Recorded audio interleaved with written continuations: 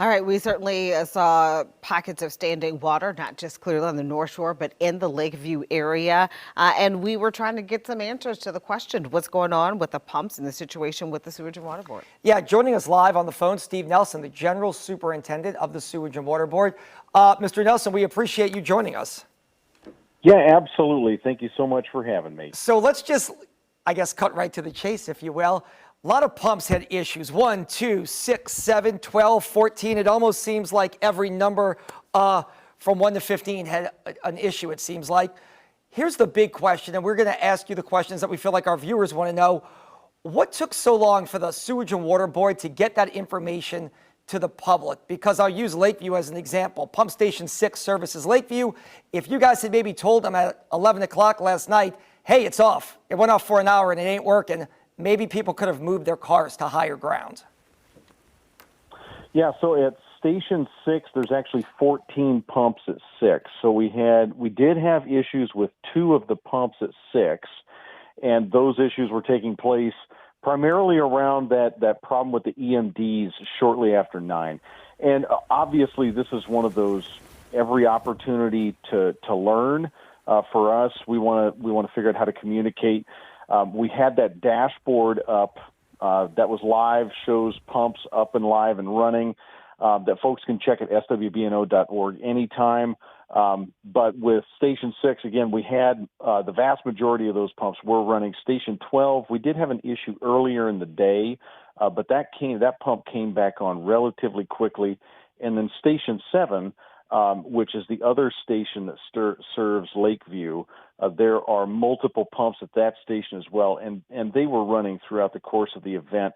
So, yeah, we certainly want to do a better job of communication, lessons learned there in communicating in different forms. If folks, not everybody is on the Internet or looking on the websites, we do want to, of course, make ourselves available and continue to improve as best we can. And look, I hate to armchair quarterback it here, but it is a big talker. I mean, it seems like what's frustrating to so many people in New Orleans is this is probably, with all honesty, the 6th or 8th time this has happened, where people have to hear that Sewage and Water Board is saying we need to get better. But when do you get better? Because here's an example, and it's an apples to orange comparison. Cynthia Lee Shang was doing interviews with us at 1 o'clock in the morning. She's the parish president. Why was nobody with your organization available at all until this morning to tell people what was going on? Yeah, so for myself, going up until 1 o'clock as superintendent, I'm at that time from about 10 o'clock to 1 o'clock dealing with issues with the EMDs, working on issues with sewer overflows. So that is certainly something we've got to work with on our communications department. For myself, I know that when I've got issues of an engineering nature, that unfortunately has got to be my personal first course of action. But yes, we've been trying to work with press releases. Again, the website, that information's being updated on a regular basis. So having face-to-face interviews. I hate to cut you off. It was not updated in a timely manner last night. That's the problem. Not to cut you off. It was not updated. No, understood. And again, we're working with our communications team to try and improve that communication, make folks more available. And yes, that duly noted and understood. All right. Mr. Nelson, while I have you here, you know, as we head into these events, we are always talking about pump capacity, which pumps are ready, the Sewage and Water Board is ready or as prepared as it can be. And many times after a rain event, we are in a situation like this. Was the amount of water, did it take you by surprise to see the standing water, particularly in areas of Lakeview, with people taking on water in their homes, or was this an unanticipated outcome, or did we expect a scenario like this to unfold? Well, the rainfall rates that we saw last night, when we got to that last just about 45 minutes, so up until about 8:30, 8:15 yesterday, the rainfall rates were about an inch an hour, or inch to an inch and a quarter, which our system can handle and generally handles pretty well. And, you know, we're monitoring the canal levels in real time and did not see issues until about that time. And in that last 45 minutes or so, getting 2+ inches of rain in an hour or less, unfortunately does put rain on the streets. And that is where a situation with DPS 6 having EMDs go offline, we did not see the canal levels rise after the EMDs went off, but it did take about an extra hour to get some of that water off the street. So it does have an effect, and having heavy weather like that at the end, with the eye wall moving just a little bit east, put us in that band with heavier weather. We certainly appreciate that. As a person who has covered several storms, Travers has, I know that you've been through this several times. There is a difference between a pumping system that is overwhelmed and needs time to catch up, and then when there is also a failure in the system. Is that what we saw last night, number one? And then number two, this was a Category 2 storm as it made landfall. I know it dumped a lot of rain, but what if this was a major hurricane? Would we have been prepared for that? Yeah, so again, it gets down to the amount of water that falls and the amount of time that it falls in that stretch. And again, the system is old and fragile, and it's good to have 70 megawatts of power. Turbine 4 ran throughout the entire event, ran well. Turbine 5 carried load and did very well. Turbine 6 did well.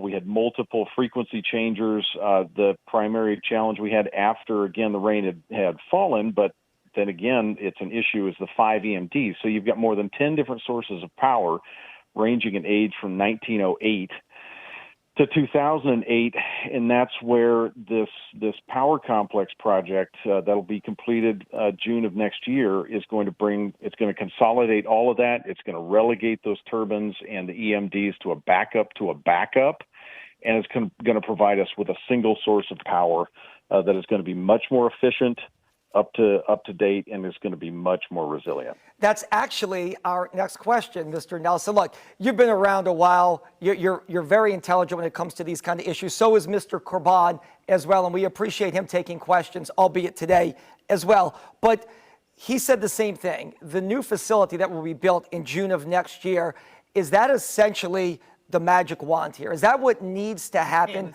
Right, the panacea. Is that what needs to happen for your agency to stop having what seems to be repeated issues when it comes to the city losing power, and then there's pump issues across New Orleans? Yeah, the power issue is, when we look at the system as a whole, the power issue, and like I just explained, having 10 different sources of power ranging in age from 1908 up to 2008, and many of those sources of power, not just Turbine 4 from 08, Turbine 5, which is our primary workhorse on the 25 hertz system, is from 1952. Even if all of those were newer and more reliable, you've still got 10 different individual sources, and switching from one source to another takes a significant amount of time. It can take 15, 20, 30 minutes, because it's not as simple as a shift of a lever or push of a button. You physically have to pull pumps off of a certain power source, open what we call buses, so you're changing electrical equipment around, routing the power back in, and turning things on. So it's not just about having a newer system. That is absolutely crucial, but having a single consolidated source of power is going to make things much easier. Now, the word panacea it's a bit of a misnomer. So again, next year we have a rain event in July, God forbid something else with a name, and it dumps 3, 4, 5 inches in an hour. There is no system on Earth, no matter how new or resilient, that's going to help it. So we're always going to be at the mercy of the weather to some degree, but it's going to solve these issues of complication and age that have plagued us for a long time. I know that you are an engineer by trade. I know that you were giving us all of the technical information, the way you just laid it out. It seems like a lot to be doing, switching power, this and that, and the range of 10 different power sources. But I have a question for you that is more about hearts and minds, because we have talked to viewer after viewer. They are storm weary. They are tired of it feeling like they cannot rely on the city's public utility. What do you say to ratepayers, customers who have very little confidence in the Sewage and Water Board? Yeah, no, I understand, and I appreciate that, and certainly after an event like this, and we have had a significant number of events this year, This project is one that has been in the offing for a long time. It is just about here. In fact, it's 2 out of the 3 primary years of construction are already past us. We're down to less than a year to have it done. It is going to make things much simpler and provide a much higher level of resilience and make things much easier for us. Which our goal is that our customers have that confidence. That absolutely has to be our goal, and that has to come with consistency. And so I appreciate and understand that lack of confidence, and it's our goal. And I think this project with the power complex is going to take us to that place. Yeah, look, we'll wrap up with you, Mr. Nelson. J.P. Morrell, the councilman, just released a statement. Some highlights and lowlights of what he felt was Francine reaction. He cites Sewage and Water Board. He says there are significant gaps in information and comms. We as citizens are entitled to receive accurate information in real time. We appreciate you coming on, but we would like to point this out. I hate to belabor this talking point, but we are here 24/7 in these storms, and I do feel like I don't want to speak for all the people of New Orleans because I really don't, but I do think when there is standing water in numerous subdivisions, people do want to hear from you all in a timely manner. So I'm glad that you did tell us that is something you all hope to address. Yeah, absolutely. Message received, and we do exist here for our customers. That really is the issue. So I hear that concern. I appreciate you all taking the time to speak with us and provide me the opportunity to be here. All right, Mr. Nelson, answering questions. Essentially, when we were asking last night, the response pretty much we got was, "We busy.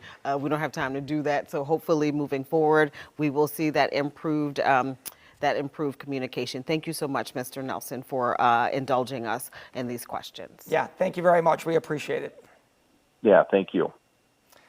All right, there you go from the Sewage and Water Board. Obviously, just to recap what they said, they hope to improve their communication. And when that new facility is built next June in 2025, they are hoping, like you all are hoping, and like a lot of people in New Orleans are hoping, that it will lead to a better situation when power gets knocked out in the city of New Orleans. Like Gina said, maybe this is the panacea. You know what else I'm going to say? We will see. Yeah. All right.